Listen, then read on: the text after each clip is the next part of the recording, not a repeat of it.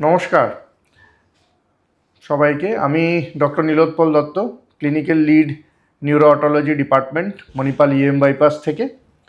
আজকে একটা কমন সমস্যা নিয়ে আলোচনা করতে এসেছি, হঠাৎ হঠাৎ করে পড়ে যাওয়া। এখন সে পড়ে যাওয়া, আমরা একটা কমন ধারণাই থাকে যে হয়তো হার্টে কিছু সমস্যা হয়েছে, তার জন্য লোক পড়ে যাচ্ছে। অনেক সময় বলে যে পায়ের জয়েন্ট পজিশন সেন্সগুলো খারাপ, আর্থ্রাইটিস হয়েছে, জোর পাচ্ছি না, হাঁটু খুব খারাপ হয়েছে, হঠাৎ করে ব্যালেন্স রাখতে পারিনি, পড়ে গেছে। অনেকে বলে চোখের আগে অন্ধকার দেখছি, হঠাৎ করে না ডাক্তারবাবু পড়ে গেলাম। আবার অনেকে বলে বুঝলামই না, হঠাৎ করে যেন আমি পড়ে আছি বাথরুমে গিয়ে। এই পড়ে যাওয়াটা কি একটা সিম্পল বিষয় যেটা আমরা গা ছাড়া করে দিতে পারি? এটাতে কোনো স্পেসিফিক কিছু রোগ আছে যেটা থেকে এই পড়ে যাওয়াটা হতে পারে, আর সেটা অনেক সময় লাইফ রিস্কে গিয়েও দাঁড়াতে পারে। সেই বিষয়টা হচ্ছে রিকারেন্ট ফলস। তো সেটা নিয়ে আজকে আমরা আলোচনা করতে এসেছি, আর আমার সাথে আছেন আমাদের মণিপাল হসপিটালের ক্যাথল্যাবের director, senior consultant doctor Arindam Pandey sir. নমস্কার। তো স্যার, আজকে যে জিনিসটা নিয়ে একটু আলোচনা করব, যে আমাদের কাছেও যখন অ্যাজ এ ফল ক্লিনিক আর নিউরোঅটোলজি ক্লিনিকে পেশেন্টরা আসে, যে হঠাৎ করে আসছে, ডাক্তারবাবু পড়ে গেলাম, ইসিজিটা তো নর্মালি এসছে, জেনারেল ফিজিশিয়ান দেখলো, দেখে বলছে না ঠিকই আছে, হার্ট ঠিক আছে। বাট স্টিল অনেকবারই দেখেছি, কিছুদিন আগে আমার আন্ডারে ভর্তি ছিল একজন পেশেন্ট, যাকে যখন আমি ডিটেল কার্ডিওলজিক্যাল একটু ইভালুয়েশন কার্ডিওলজিস্টে দিয়ে দেখলাম, তখন সমস্যা পাওয়া গেল। তো এই যে বারবার পড়ে যাচ্ছে, হচ্ছে, এটা নিয়ে একটু আরও ডিটেলসে জানতে চাই। প্রথম কথা, নীলোৎপল, তোমাকে আমি আগে ধন্যবাদ জানাই যে এত রেলেভেন্ট একটা টপিক নিয়ে আলোচনা তুমি একটা প্রস্তাব দিয়েছো, এবং মোরসো বিকজ যেখানে একজন কার্ডিওলজিস্ট আর একজন নিউরোঅটোলজিস্ট দুজনে একসঙ্গে নিজেদের বক্তব্য পেশ করার সুযোগ পাচ্ছে। তো এই টপিকটা প্রচণ্ড রেলেভেন্ট, কারণ এই জন্য না যে পড়ে গিয়ে অজ্ঞান হয়ে গেল আর জ্ঞান ফিরল না। আমরাও জানি যে আমাদের প্র্যাকটিক্যাল এক্সপিরিয়েন্সে মোর দ্যান 90%ই জ্ঞানটা ফিরে আসে। কিন্তু এটাতে একটা প্রবলেম আছে, প্রবলেম হচ্ছে পড়ে গিয়ে চোট আঘাতের সমস্যা। চোট আঘাতের সমস্যা একটা তো তোমার হাত পা ভাঙতে পারে, এবং বেশিরভাগ মানুষ যদি আমরা দেখি যারা পড়ে যাচ্ছে তারা বয়স্ক মানুষ। তো তাদের চোট আঘাতে হাত পা যদি ভাঙে, একটা হাড় ফ্র্যাকচার হয়, তাহলে তার জোড়া লাগার তো একটা বড় সমস্যা আসে, যেহেতু বয়স একটা ফ্যাক্টর। কিন্তু তার থেকে আরও আমরা ভয় পাই যে পড়ে গিয়ে এমন একটা আঘাত হলো, বিশেষ করে হেডিং যদি হয়ে গেল, সেটা কিন্তু অনেক সময় মারাত্মক হয়। তো তোমার কথা ধরেই বলি, যেটা পড়ে যাওয়ার সমস্যা, একটা তো খুব বয়স্ক মানুষ, বয়সজনিত কারণে ফ্রেল, আমরা আমাদের টার্মিনোলজিতে বলি যে ভীষণ ফ্রেল, অথবা আমরা যদি একদম বাংলায় বলতে চাই এতটাই দুর্বল, সে ভালো করে হাঁটতেই পারছে না, তার মাস্কুলোস্কেলেটাল সিস্টেম তাকে সাপোর্ট দিচ্ছে না, সে দুর্বলতার জন্য বারে বারে পড়ে যাচ্ছে। এটা কিন্তু কমন, কারণ তুমি দেখবে এখন তো জেরিয়াট্রিক মেডিসিন একটা সেপারেট স্ট্রিম হিসেবে উঠে আসছে। বহু ডাক্তারবাবুরা তারা এখন এই খালি জেরিয়াট্রিক পেশেন্ট নিয়েই আলোচনা করছে, তাদেরকে চিকিৎসা করছে। জেরিয়াট্রিক মেডিসিনের একটা খুব কি ইম্পর্টেন্ট ফ্যাক্টর হচ্ছে রেকারেন্ট ফল, বারে বারে পড়ে যাওয়া। কিন্তু যদি তুমি দেখো এই ফ্রেলিটিটা আমরা বাদ দিয়ে নর্মাল পড়ে যাওয়ার কারণটা দেখি, আনএক্সপ্লেন ফল, তাহলে ব্রডলি আমরা যেটা বলি যে তিনটে ব্রড ক্লাসিফিকেশন করা যায় কারণগুলো। কারণ কারণ যদি তুমি না জানতে পারো, তাহলে তুমি চিকিৎসা করবে কি করে? যেটা তুমিও বলছে যে একজন পড়ে গেছে, সে হয়তো একজন নিউরোলজিস্ট ডাক্তারবাবুর কাছে গিয়ে পৌঁছেছেন। নিউরোলজিস্ট ডাক্তারবাবু তিনি খুবই কোয়ালিফাইড, তার নার্ভের সংক্রান্ত যে ব্রেন রিলেটেড ফল ফ্যাক্টরগুলো তিনি আগে খতিয়ে দেখেন, এবং খতিয়ে দেখে হয়তো তাকে ক্লিন চিট দিলেন, কিন্তু তার হয়তো ব্রেনের সমস্যা নেই, তার প্রবলেমটা অন্য জায়গায় আছে, তাহলে সে প্রপার ডায়াগনোসিস হলো না, এবং ফলস্বরূপ কদিন বাদে সে আবার পড়ে গেল। এরকম কিন্তু ঘটনা আকছার ঘটে থাকে। তো কিছু প্রথমে এটা নিয়ে আলোচনা করার আগে কিছু মিথ আমরা ক্লিয়ার করতে চাই, কারণ এটা নিয়ে এত মিথ আছে যে ডাক্তারবাবু পড়ে গেছে, হোঁচট খেয়ে পড়ে গেল। সেটা কিভাবে পড়ছে সেটা খুব ইম্পর্ট্যান্ট, কারণ পায়ে একটা হোঁচট খেয়ে যে কোনো মানুষ পড়ে যেতে পারে, তার জন্য বয়স লাগে না, একটা বাচ্চা ছেলেও পড়তে পারে, মাঝবয়সী লোকও পড়তে, বয়স্ক মানুষও পড়ে যেতে পারে। কিন্তু যদি আমরা একটু সময় দিয়ে হিস্ট্রিটা নিই, যে পড়ে যাওয়ার সময় তার হয়তো হোঁচটটা প্রবলেম ছিল না, সে তার চোখে হঠাৎ করে অন্ধকার দেখেছে, এবং তার ফলে সে তার ব্যালেন্সটা মেনটেন করতে পারেনি। আমরা যে হেঁটে চলে বেড়াচ্ছি, দাঁড়িয়ে আছি, কারণ আমাদের অজান্তেই আমাদের শরীরে এমন কিছু সিস্টেম রয়েছে যেটা আমাদের পশ্চার মেনটেন করতে সাহায্য করে এবং আমাদের ব্যালেন্স মেনটেন করতে সাহায্য করে। আমরা পিছনে কে আসছে না দেখেও কিন্তু বুঝতে পারি পিছনে আমাদের একটা কিছু চলছে, সেটারও একটা আইডিয়া আমাদের হয়ে যায়। এবং এই সিস্টেমের মধ্যে আমাদের ব্রেন যেমন ইম্পর্টেন্ট, আমাদের সেরিবেলাম যেটা আমাদের মাথার পিছন দিকে থাকে সেটা ইম্পর্টেন্ট। তোমার সিস্টেম অর্থাৎ ইনার ইয়ার, কানের ভেতর দিকটা কিন্তু একটা ব্যালেন্স মেনটেন করবার খুব ইম্পর্টেন্ট জায়গা, সেটা ভীষণ ইম্পর্টেন্ট রোল প্লে করে। এবং তার সঙ্গে আমাদের শরীরের যে মাসেল এবং হাড়, তার কানেকশান, সেটাও ইম্পর্টেন্ট রোল প্লে করে। কিন্তু যেটা এই সিস্টেমের বাইরে থেকে যায় সেটা হচ্ছে হার্ট, তাই না? তো হার্ট কি করে রেকারেন্ট ফলের কারণ হতে পারে সেটা নিয়ে তো অবশ্যই আলোচনা করব, কিন্তু তার আগে মিথ যেগুলো, ভুল ধারণা, সেটা ভেঙে দেওয়াটা দরকার। বেশিরভাগ মানুষকে আমি দেখেছি, পড়ে গেছি, মাথা ঘুরছে, আমার তো সার্ভাইকাল স্পন্ডাইলোসিস রয়েছে। এটা মোর দ্যান 50% আগে থেকে একটা এখানে ঘাড়ের এক্সরে করে নিয়ে চলে আসেন। কিছু ডাক্তারবাবু হয়তো তাকে অ্যাডভাইসও করেছেন, তিনি ঘাড়ের এক্সারসাইজের জন্য ফিজিওথেরাপিস্টের কাছেও পাঠিয়ে দিচ্ছেন। ফিজিওথেরাপি করতে গিয়ে পড়ে গিয়ে মাথা ফেটে এসছে আমার কাছে পেশেন্ট, এরকমও হরহামেশা হয়েছে। তো প্রথমে বলি যে সার্ভাইকাল স্পন্ডাইলোসিস খুব কমন, একটা বয়সজনিত কারণে হতেই পারে, কিন্তু এর পজিশনটা যেখানে সার্ভাইকাল নার্ভগুলো আমাদের যেখান থেকে বেরোচ্ছে, সেটা কিন্তু আমাদের হায়ার ফাংশন মেনটেন করতে সাহায্য করে।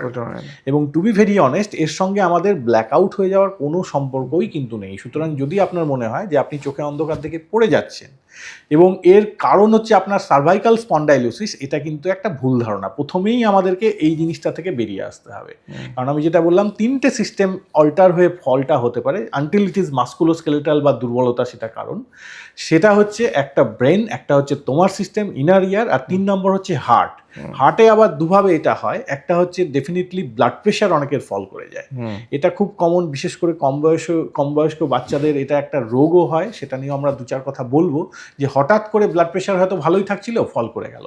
অথবা এরকম হতে পারে তার ব্লাড প্রেশার এমনিতে ভালো থাকছিল, কিন্তু তার হয়তো একটা ডিহাইড্রেশন হয়েছে কোনো কারণে, তার লুজ মোশন হয়েছে, জ্বর হয়েছে, তার জন্য তাকে অ্যান্টিবায়োটিক খেতে হয়েছে, এইসব মিলিয়ে তার ব্লাড প্রেশার এতটাই মারাত্মক ফল করলো যে সে যখন শুয়ে আছে, বসে আছে, কোনো অসুবিধা নেই, যেই হেঁটে চলে বেড়াতে যাচ্ছে, ওই কম প্রেশারে সে তার পশ্চার মেনটেন করতে পারছে না, বিকজ ব্রেনে ব্লাড অ্যাডিকুয়েটলি পৌঁছাচ্ছে না, ব্রেনের পারফিউশন অ্যাডিকুয়েটলি হচ্ছে না, তাই ব্রেন আমাদের পশ্চারটা মেনটেন করতে হবে। এটা আনকমন নয়, যেটাকে আমরা পশ্চুরাল হাইপোটেনশন বলি। এবং পশ্চুরাল হাইপোটেনশন একটা তো ইটিওলজি, কিছু একটা কারেক্টেবল পাওয়া যায়, যেটা আমরা বললাম যে জ্বর হয়েছে বা একটা লুজ মোশন হয়েছে।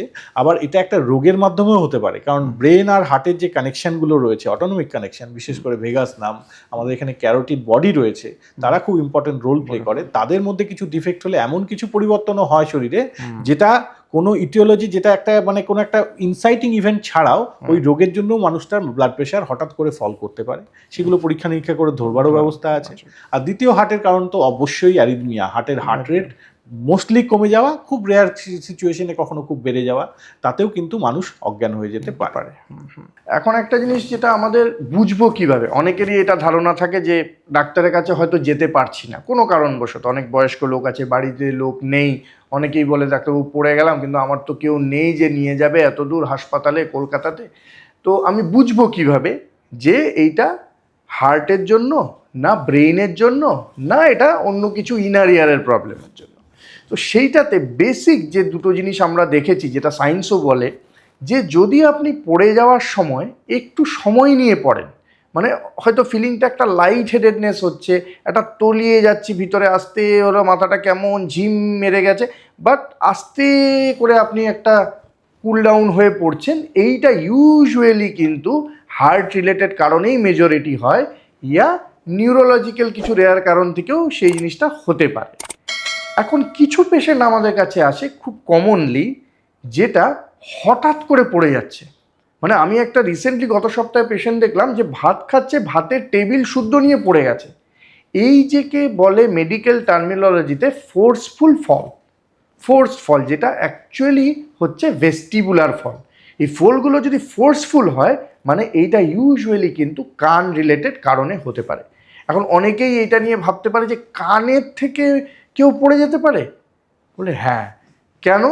সেটা যদি আপনারা জানেন যে কানের 3টে ভাগ আছে, একটা আউটার ইয়ার, একটা মিডিল ইয়ার, ইনার ইয়ার। ইনার ইয়ারে 3টে পার্ট থাকে। ইনার ইয়ারের একটা হচ্ছে semi circular canal tube likes, তার নিচে হচ্ছে ইউট্রিক্যাল স্যাকিউল থাকে, আর কিছু নার্ভ থাকে। এখন কিছু কিছু কানের রোগ আছে যেটাতে এই হঠাৎ হঠাৎ করে পড়ে যাওয়াটা নিশ্চিত।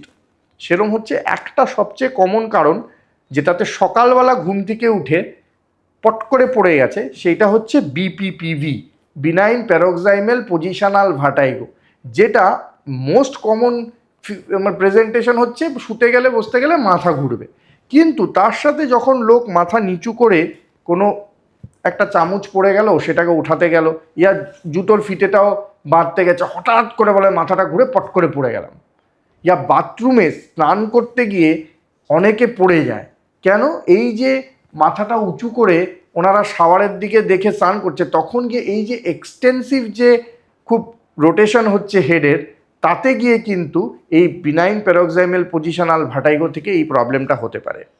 আরেকটা কারণ হচ্ছে রোটেটরি ভার্টিব্রাল আর্টারি সিন্ড্রোম, যেখানে আমাদের পিছন দিকে যে ভার্টিব্রাল আর্টারিটা আছে সেইখানে অনেক সময় একটা কম্প্রেশন হলে, যেটাকে বলে ডোলিকো একটেসিয়া বলে একটা রোগ হয়, যেটাতে হঠাৎ করে এই কম্প্রেশন হয়ে যায় নেক মুভমেন্টে, সেইখান থেকে কিন্তু হঠাৎ করে পড়ে যেতে পারে।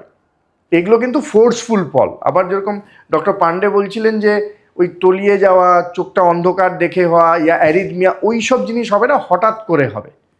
3 নম্বর হচ্ছে একটা রোগ হয় যেটাতে কানের ইনার ইয়ারের যে ফ্লুইড প্রেশারটা, যেটাকে এন্ডোলিমফেটিক হাইড্রপস বলা হয়, সেটা বেড়ে যায়।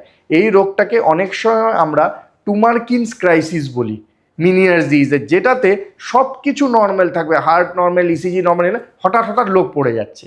এইটা কিভাবে বুঝবেন?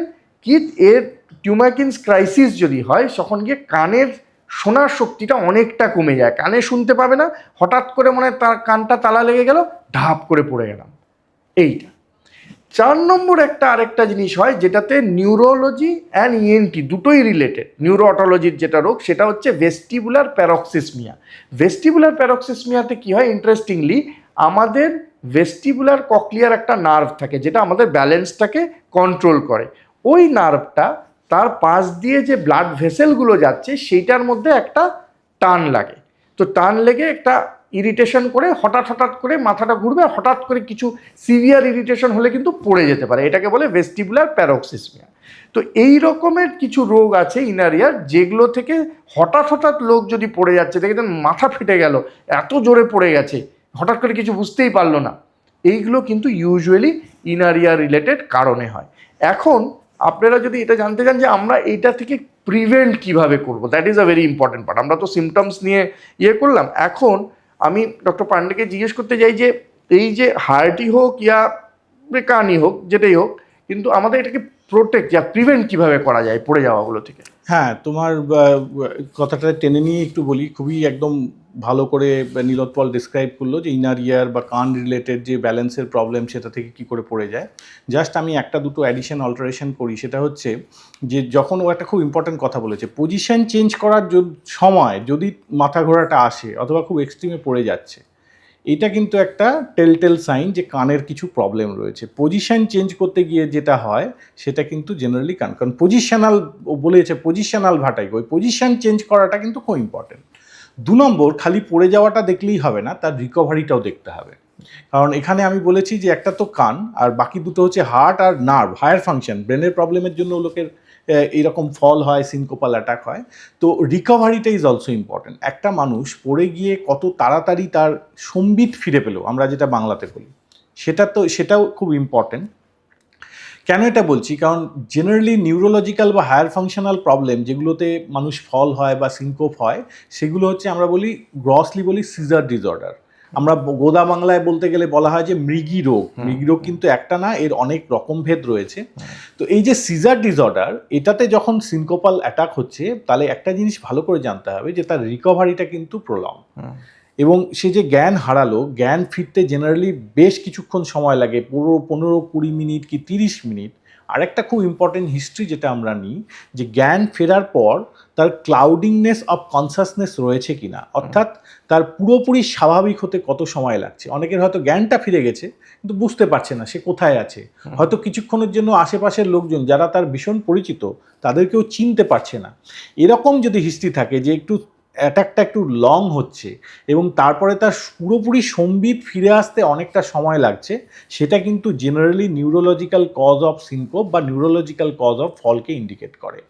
কার্ডিয়াক অ্যারিথমিয়াগুলো, বিশেষ করে ব্র্যাডি অ্যারিথমিয়া যেটা হয়, যেটা হঠাৎ করে হার্ট রেটটা ফল করে মানুষের অজ্ঞান হওয়ার সম্ভাবনা থাকে, সেটা কিন্তু খুব অল্প সময়ের জন্য হয়, কয়েক মিনিটের জন্য সে অজ্ঞান হয় এবং তারপরে ফিরে আসে।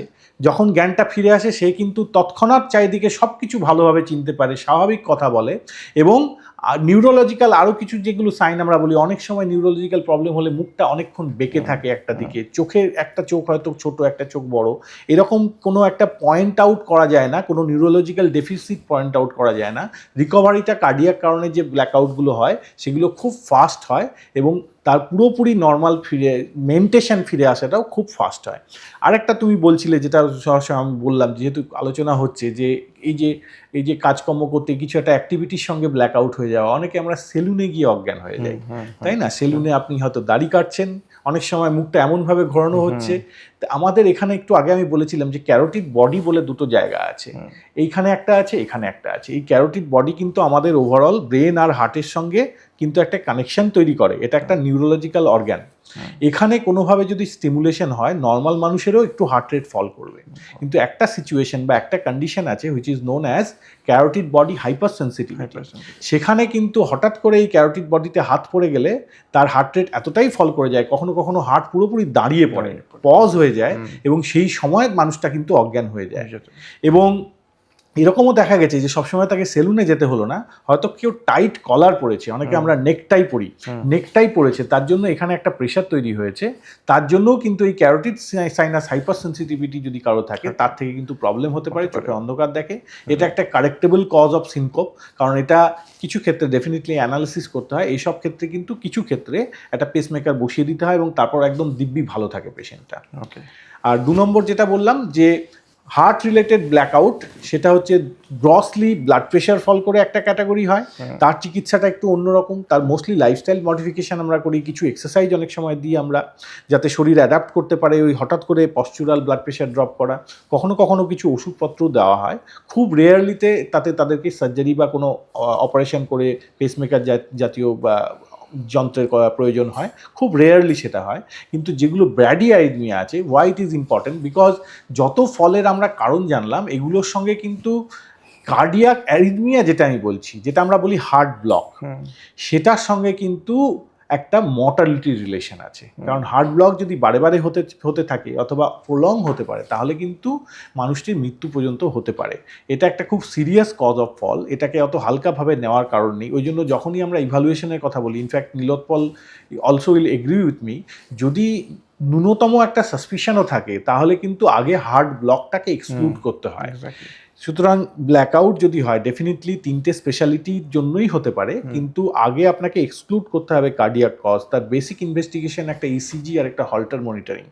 যে কোনো ফল পেশেন্টকে অন্য যে কোনো টেস্ট করার আগে তাকে কিন্তু একটা বেসিক ইসিজি, যদি ইসিজিতে ধরা পড়ে গেল ভালো, না হলে একটা হল্টার মনিটরিং, অর্থাৎ সেটা আর কিছু না, প্রলং রেকর্ডিং অফ ইসিজি। সেটা 24 ঘন্টা হতে পারে, এখন 3 দিন, 7 দিন, 2 সপ্তাহ জোরেও রাখা যায়। এরকম হল্টার, যেগুলো প্যাচ হল্টার আমরা বলি, সেগুলোও পাওয়া যায়। তাহলে এই কার্ডিয়াক অ্যারিথমিয়াটা কিন্তু আগে এক্সক্লুড করতে হবে, কারণ সবসময় সিমটম মেনে হয় না।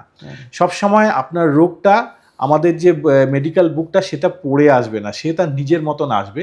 আমরা চেষ্টা করি সেগুলোকে ক্যাটাগরাইজ করার সিমটমগুলোর, কিন্তু কার্ডিয়াক অ্যারিথমিয়া মিস করা চলবে না, কারণ কার্ডিয়াক অ্যারিথমিয়া মিস করলে পরে কিন্তু এর সঙ্গে একটা মর্টালিটির রিলেশন রয়েছে। এক্স্যাক্টলি।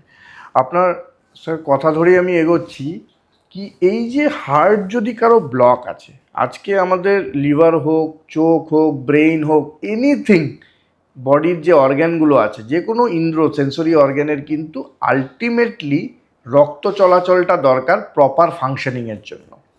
আজকে যে হার্ট ফেলিয়ারই হচ্ছে, ইয়া লিভার ফেলিয়ার হয়, ইয়া ব্রেইনে স্ট্রোক হয়, যদি আপনি বেসিক প্যাথোলজিটা দেখেন, সেটা হচ্ছে সেলস ব্লাড সাপ্লাই কমে গেছে, সেটার জন্য সেলসগুলো মরে যাচ্ছে, এর জন্য একটা স্ট্রোক ইয়া ক্যাটাস্ট্রফি হতে পারে।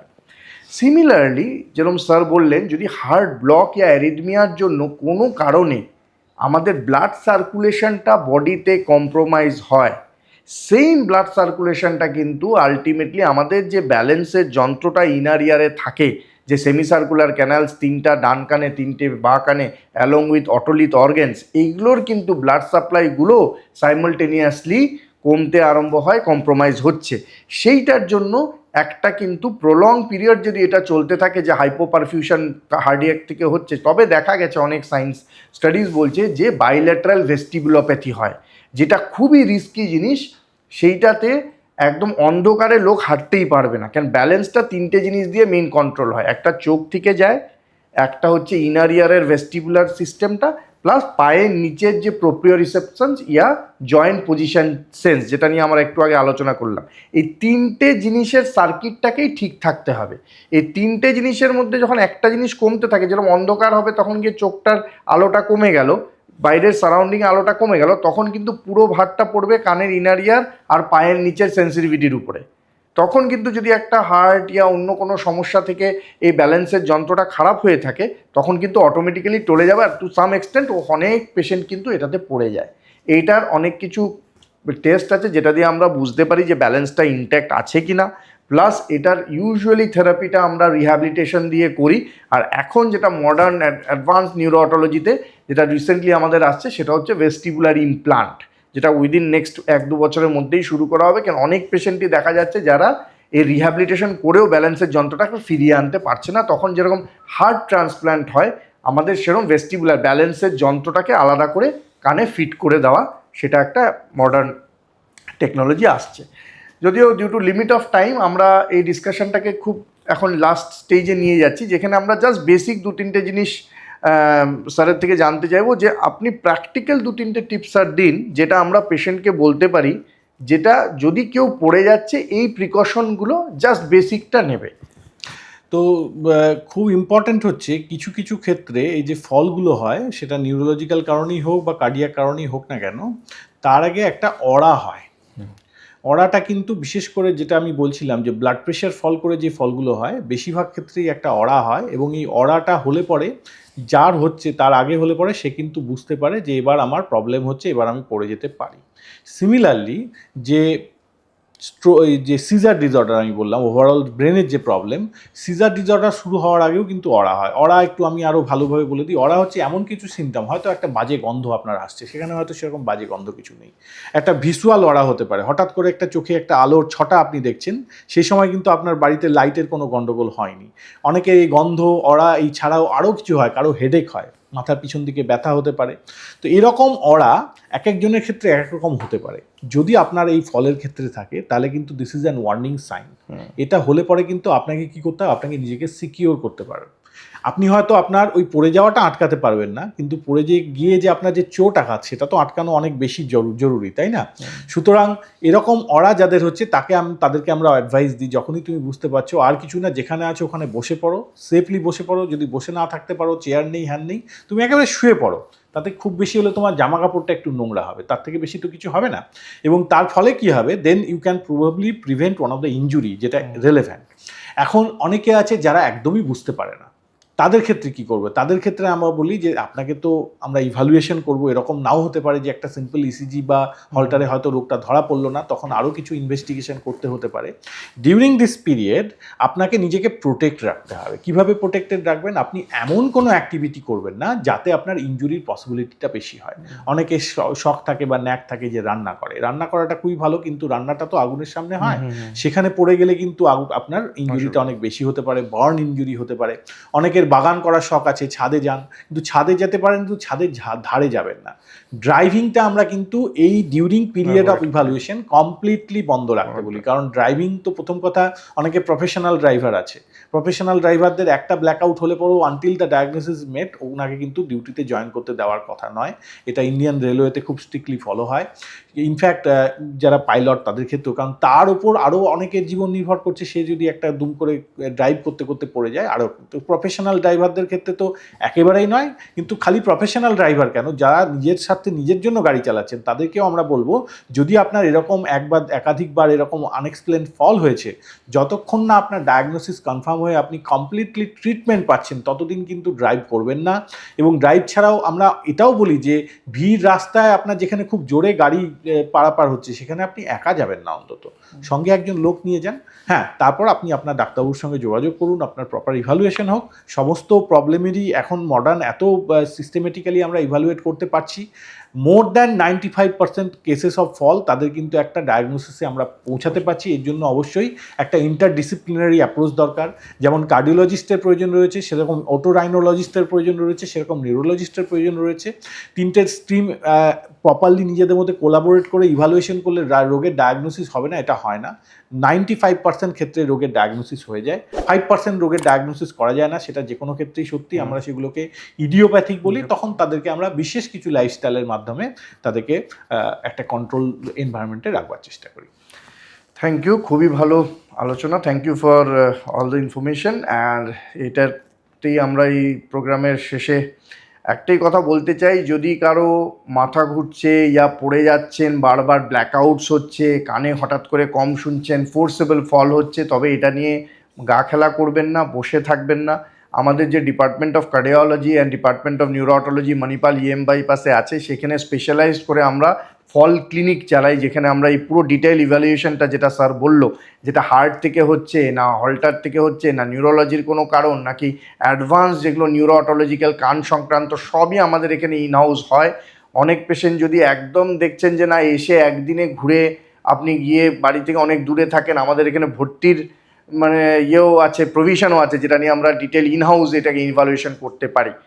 তো কেউ এটা নিয়ে বসে থাকবেন না। যদি কারো এই প্রবলেমটা হচ্ছে মানে আর্জেন্ট, এটা নিয়ে একটা আপনারা আলোচনা করুন, ইয়া এটা নিয়ে একটা অ্যাডভান্স কনসালটেশনের দরকার।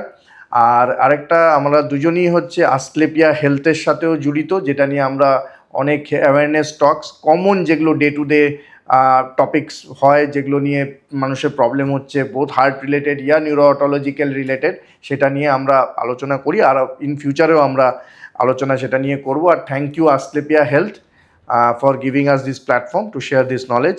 আমার তরফ থেকেও থাকলো থ্যাংক ইউ। খুব একটা ফ্রুটফুল আলোচনা হলো বলেই আমার মনে হলো, এবং এটা খুবই ভালো। বোথ মণিপাল অ্যান্ড অস্কেলিপিয়া হেলথ, তাদেরকে আমরা থ্যাঙ্কস জানাচ্ছি যে দুটো স্ট্রিম যারা খুব বেশি হয়তো একসঙ্গে এর আগে একসঙ্গে আলোচনা করেনি, তারা একসঙ্গে আলোচনা করলাম আমরা, এবং খুব মিনিংফুল কিছু ইনফরমেশন প্রবাবলি আমাদের শ্রোতা বন্ধুদের সঙ্গে শেয়ার করে নিতে পারলাম। যদি আপনাদের মনে হয় ভিডিওটি কিছু ইনফরমেশন পেলেন, তাহলে অবশ্যই বন্ধুবান্ধবদের সঙ্গে শেয়ার করবেন, এবং যে চ্যানেলগুলি থেকে এই ভিডিওগুলি আপলোড হচ্ছে সেই চ্যানেলগুলিও সাবস্ক্রাইব করতে ভুলবেন না। নমস্কার, ভালো থাকবেন, সুস্থ থাকবেন। নমস্কার।